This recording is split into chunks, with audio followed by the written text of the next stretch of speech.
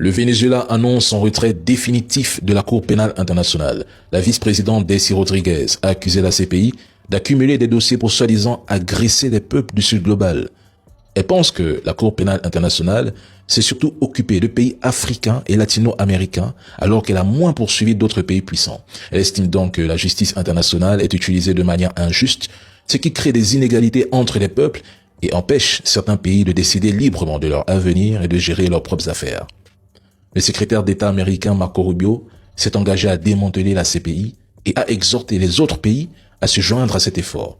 Il a ajouté que les pays qui refusent de rejeter la fausse autorité de la CPI, tout en s'appuyant sur l'aide américaine, risquent de faire l'objet d'une surveillance accrue.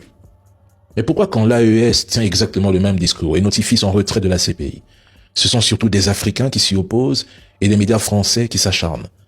Quand le Venezuela critique et se retire de la CPI, quand les États-Unis la menacent ouvertement, la couverture française est nettement plus discrète, presque minimaliste. Pas d'édito incendiaire, pas d'acharnement. Pourtant, quand Maduro a été capturé, ça faisait du bruit. Ou bien, quand ce sont des États africains jugés anti-occidentaux et proches de la Russie, la Chine, la Turquie qui sortent de la CPI, on crie à la dérive autoritaire. Mais tous les pays africains devraient se retirer de la CPI.